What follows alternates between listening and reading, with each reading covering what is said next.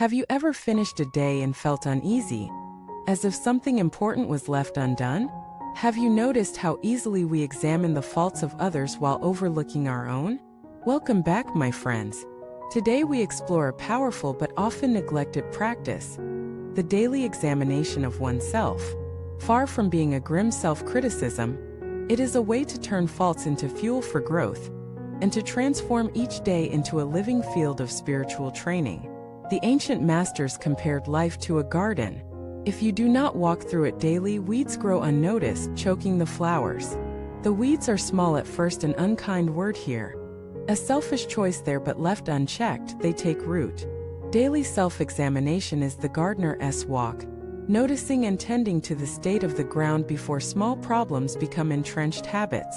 This is not about dwelling on guilt. It is about bringing awareness to what is actually happening in your thoughts, speech, and actions.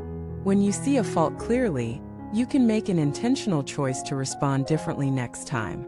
Without this awareness, the same patterns repeat endlessly. Imagine keeping a small notebook by your bed. Each night before sleeping, you write down moments in the day when you acted out of impatience, fear, pride, or carelessness. You also note moments when you acted with kindness, patience, or courage. Over time, you begin to see patterns, certain situations that trigger anger, certain people who bring out your best qualities. This knowledge is gold. It tells you exactly where to focus your practice. The key is honesty without harshness. If the gardener discovers weeds, they don't hate the garden. They simply pull the weeds and tend the soil. In the same way, when you see your own faults, there is no need for self-loathing.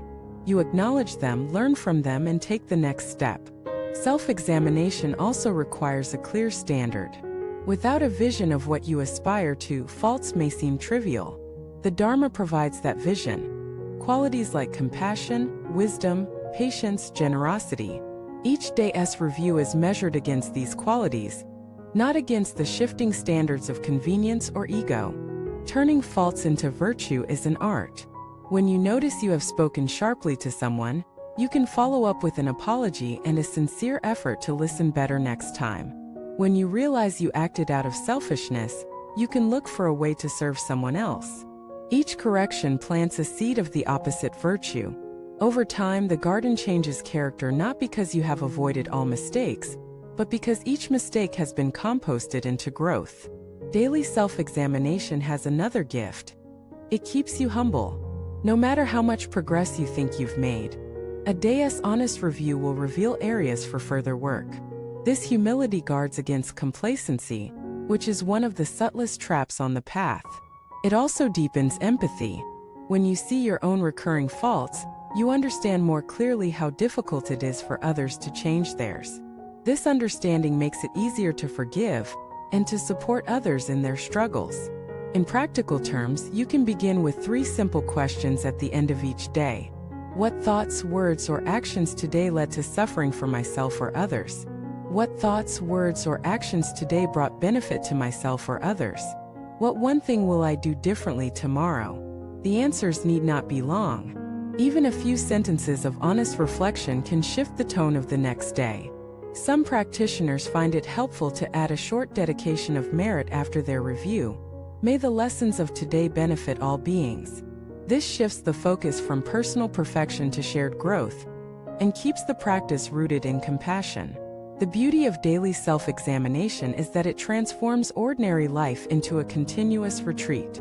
You do not need special conditions or a quiet mountain hut. The material for practice is in your own actions and reactions, available every day. As days turn into months and years, you may find that the garden of your mind grows more orderly, more vibrant. Weeds still appear, but they are dealt with quickly. Flowers bloom more freely, and the path through the garden becomes a joy to walk. The invitation is simple. Tonight, before sleeping, take a few minutes to walk through your own garden. Notice what is growing there. Tend to it with care. Tomorrow, do the same. Over time, this small habit can change the landscape of your entire life. If this message has sparked a thought or inspired you to begin your own daily review, share your reflections in the comments. What patterns have you noticed in yourself lately? How have you turned a fault into a strength? Your experience may be the encouragement someone else needs. And if you found value here, please like, share, and subscribe so you can join us in future explorations of the inner life.